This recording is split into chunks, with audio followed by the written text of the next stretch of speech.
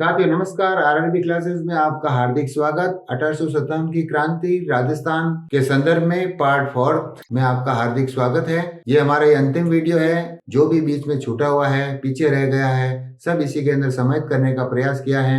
आप वीडियो को लास्ट तक जरूर देखें। दोस्तों, 1857 की क्रांति के जो चर्चित व्यक्ति थे वो ये थे तात्या टोपे।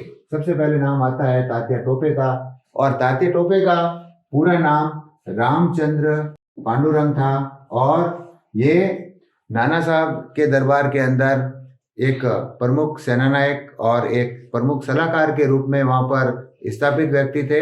इन्होंने झांसी की रानी के साथ भी कंधे से कंधा मिलाकर अंग्रेजों से लोहा लिया, और राजस्थान अनेक शासकों से भी इन्होंने 1857 की क्रांति में भाग लेने का आग्रह किया, लेकिन अधिकांश शासक इनके विपरीत ही रहे। और दोस्तों, कई बार परीक्षा के अंदर इस प्रकार का प्रश्न भी किया जा सकता है कि तात्या टोपे राजस्थान कितनी बार आए, तो आपका उत्तर होना चाहिए 2 बार आए। एक तो दोस्तों सबसे पहले तो ये आए थे 8 अगस्त 1857 को। ये हमारे राजस्थान के भीलवाड़ा के अंदर सर्वप्रथम आए थे। कहाँ पर आए थे भाई? भीलवाड़ा के अंदर आए थे। फिर आपके दिसंबर 1857 को पुनः दूसरी बार भी ये हमारे राजस्थान के अंदर आए थे। और इसके पश्चात यहाँ के एक नरोका ठाकुर थे, जिन्होंने बड़े धोखे से इनको पकड़वा दिया गया और अंग्रेजों ने इनको अपने अधीन कर लिया।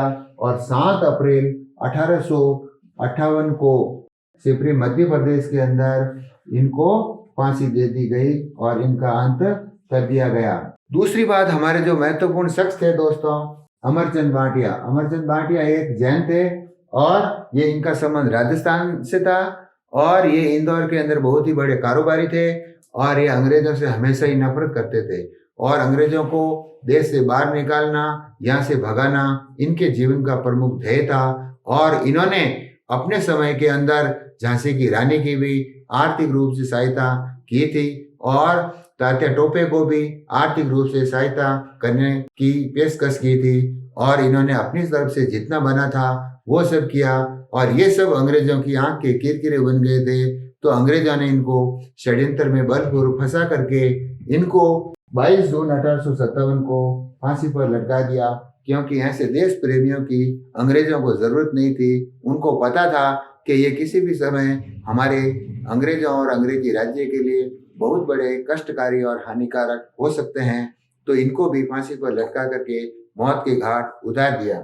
फिर दोस्तों आता है सरदार सिंह जी का नाम। सरदार सिंह जी को कौन नहीं जानता, क्योंकि ये तत्कालीन बीकानेर के शासक थे और अंग्रेजों के अच्छे पिछले लोगों में से एक शासक थे, जिन्होंने अपने ही देश के व्यक्तियों को मारने के लिए अंग्रेजों के कहने पर अपने राज्य से बाहर निकल करके पंजाब के अंदर हमारे ही लोगों का विद्रोह इन्होंने दबाया था।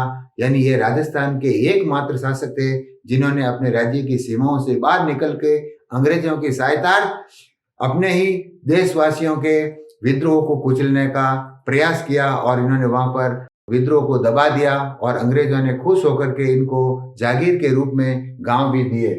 फिर आता है साहब अंग्रेज अधिकारी उस समय जो हमारे भारत के वायसराय थे, लॉर्ड लॉर्ड कैनिंग ने 1857 की क्रांति के बारे में एक कथन कहा था, और यह कथन परीक्षा के दृष्टिकोण से महत्वपूर्ण है। तो दोस्तों, इन लाइनों को भी हम अच्छी तरह से समझने का प्रयास करते हैं। इन्होंने कहा था कि तरंग और अवरोध का कार्य नहीं किया होता तो हमारी कश्ती बह जाती। इन्होंने का मतलब कि यहाँ के राजा महाराजाओं ने, ठाकुरों ने अगर इस 1857 की क्रांति रूपी तरंग के अंदर अवरोध का काम नहीं किया होता तो हमारी कश्ती बह जाती, अर्थात हमारा अंग्रेजी साम्राज्य हमेशा हमेशा के लिए समाप्त हो जाता। दूसरा, जो राजस्थान के प्रमुख एजीजी थे मिस्टर पैट्रिक लॉरेंस, तो उन्होंने भी कहा कि यदि विद्रोहियों में एक भी योग्य नेता रहा होता तो हम सदा के लिए हार जाते।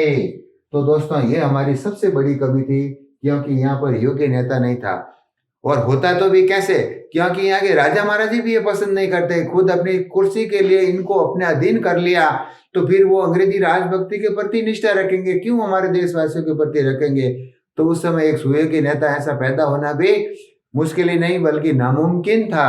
फिर आता है साहब तोपों की सलामी अब अंग्रेजों की सहायता जिन जिन राजाओं ने बढ़िया ढंग से की तो उनके मान सम्मान में वृद्धि की गई। जैसे करौली के अंदर तोपों की सलामी कम थी तो अंग्रेजों ने बढ़ा करके 17 तोपों की सलामी कर दी।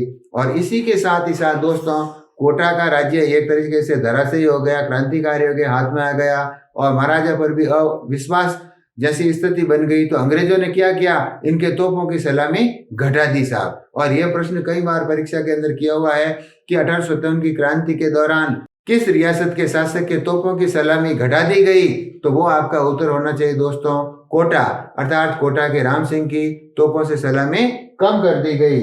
और दोस्तों एक बात ये भी मैं बताना पसंद करूंगा कि इस समय यहाँ पर शेखावाटी अंचल के ढूंगजी और जवाहर जी नाम के दो व्यक्ति थे और ये दोनों आपस में रिश्ते के अंदर काका और भतीज थे।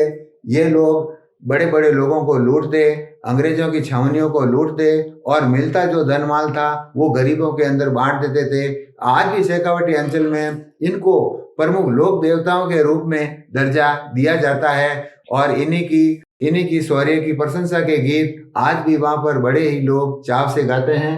तो ढूंगजी को जब अंग्रेजों ने कैद करके आगरा के किले के अंदर वहां पर कैद कर लिया था तो वहां पर जवाहर जी, लोटिया भील और एक और भी शख्स थे, इन तीनों ने मिलकर के षड्यंत्र पूर्वक वहां युद्ध करके ढूंगजी को छुड़ा करके वापस लेकर आ गए। लेकिन जोधपुर के महाराजा ने फिर से इनको कैद कर लिया और जोधपुर के किले के अंदर ही ये कैद रहे और इन्होंने अपने जीवन के अंदर जोधपुर और बीकानेर की सेनाओं के विरुद्ध भी इन्होंने युद्ध किया था। हाँ दोस्तों, ये प्रश्न परीक्षा के अंदर किया हुआ है कि ढूंगजी और जवाहर जी का युद्ध किन दो सैनिक सत्ताओं के मध्य किया था, तो वो आपका उत्तर होना चाहिए साहब जोधपुर और बीकानेर की सेनाओं के मध्य इन्होंने युद्ध किया था। ढूंगजी को जोधपुर के किले के अंदर ही कैद किया और इनकी मृत्यु भी जोधपुर के किले के अंदर ही हुई। आज भी ढूंगजी और जवाहर जी का नाम बड़े आदर सम्मान और सत्कार के साथ लिया जाता है और शेखावाटी अंचल में तो इनका हर कंठ से इनकी आज भी वाणी सुनी दी जाती है दोस्तों। फिर आता है साहब रावत केसरी सिंह, यानी ये मेवाड़ से संबंधित थे और जितने भी क्रांतिकारी होते थे उन क्रांतिकारियों के लिए ये आश्रय का मुख्य स्थल थे। और रावत केसरी सिंह स्वतंत्रता प्रेमी होने के साथ ही साथ ये एक बहुत ही अंग्रेजों के विरोधी थे और इन्हीं के साथ कोठारिया के जोध सिंह जी भी थे। तो कोठारिया के जोध सिंह जी ने भी क्रांतिकारियों का बढ़ चढ़ करके मान सम्मान किया और उनको आश्रय दिया और अपनी तरफ से जितनी बन सकती थी उतनी इन्होंने सहायता की। तो दोस्तों ये दो ऐसे शख्स थे जो निरापद और असहाय क्रांतिकारियों की हमेशा ही सहायता करते थे, उनका सम्मान स्वागत आदर भाव भगत करते थे, क्योंकि मेवाड़ महाराणा भी इन दोनों की स्वतंत्रता के आगे और इनके विरुद्ध विद्रोह करने की हिम्मत तक नहीं जुटा पाते थे। कई बार अंग्रेजों ने कहा कि इनको आप सरेंडर कीजिए, लेकिन महाराणा की हिम्मत नहीं हुई कि इनके विरुद्ध सेना लेकर के जाए। तो ऐसे स्वतंत्र प्रेमी हमारे राजस्थान के अंदर ये प्रमुख रूप से रहे थे। फिर है मीर आलम खां, इनका संबंध टोंक से था क्योंकि टोंक का शासक भी अंग्रेजों का पिछ लघु था, लेकिन वहां पर एक शख्स थे मीर आलम खां जो स्वतंत्र प्रेमी थे और इन्होंने भी 1857 की क्रांति में अंग्रेजों से जम करके लोहा लिया। फिर आता है साहब लाला जयदयाल भटनागर, ये इनका संबंध भरतपुर से था। भरतपुर में ये बड़े हुए और कोटा के अंदर इन्होंने नौकरी की थी और ये हरदयाल के बड़े भाई थे। तो इनको भी कोटा के अंदर क्रांतिकारियों की सूची के अंदर ये भी एक लिस्टेड थे। नेक्स्ट बात आती है बांकीदार जी। बांकीदार जी हमारे राजा मान सिंह जोधपुर महाराजा के दरबार के अंदर कवि थे और स्वतंत्रता प्रेमी थे और इन्होंने राजा महाराजाओं को देश की स्वतंत्रता और अंग्रेजों के विरुद्ध खड़ा होने का आह्वान किया, लेकिन राजा महाराजा तो अपनी कुर्सी को बचाने के चक्कर में ही बैठे थे और 1947 तक उनके ही पीछे लगू रहे। इनको आम जनता से कोई लेना देना नहीं था। लेकिन बांकीदास जी ने आम जनता के अंदर स्वतंत्रता के पक्ष के अंदर एक विद्रोह की आग को फूंका और उस ज्योति को जलाए रखा। ऐसे हमारे बांकीदास जी थे जिनका नाम आज बड़े आदर सत्कार के साथ कवियों की सूची के अंदर सिरमौर हैं और उनको वहीं पर स्थापित किया हुआ है। दूसरी बात आती है शंकरदान सामोर, ये भी एक कवि थे और इन्होंने अंग्रेजों को मूलक मीठा ठग की संज्ञा दी है। तो परीक्षा के अंदर कई बार ये भी पूछा हुआ है कि मोनोग्राम मीठा ठग की उपमा अंग्रेजों को किसने दी थी, तो शंकरदास सामोर ने अपनी रचनाओं के माध्यम से दी थी। फिर आता है साहब सूर्यमल मिश्रण। सूर्यमल मिश्रण महाराजा राम सिंह बूंदी के राजकवि थे और इन्होंने 1857 की क्रांति में राजा महाराजाओं को अंग्रेजों के विरुद्ध प्रेरित किया था और राजस्थान सरकार ने भी इनको राज्य कवि का दर्जा दिया है। इन्होंने वंश भास्कर, बलवंत विलास, छंदोमयुग इत्यादि बहुत बड़ी गहरी रचनाएं लिख करके आम जनता के अंदर स्वतंत्रता और स्वतंत्रता प्रेमियों और स्वतंत्रता का महत्व के बारे में इन्होंने बातें बताई है। जैसे कि इलन देनी आपनी हालरियो हुलराय पूछ सिखावे पालने मरण बढ़ाई जाए, इस प्रकार के दोहे लिख करके यहाँ पर लोगों को जागृत किया। तो ऐसे थे हमारे सूर्यमल मिश्रण। और दोस्तों एक बात खास तौर से ये आती है कि सबसे व्यापक क्रांति, तो सबसे पूर्व में मैंने ये बात बता रखी थी कि सबसे व्यापक क्रांति अगर कहीं पर हुई है तो वो दोस्तों स्थान था कोटा। कोटा में ये क्रांति बहुत ही व्यापक तौर से फैली और 6 महीने तक कोटा इन क्रांतिकारियों के शरण में ही रहा था।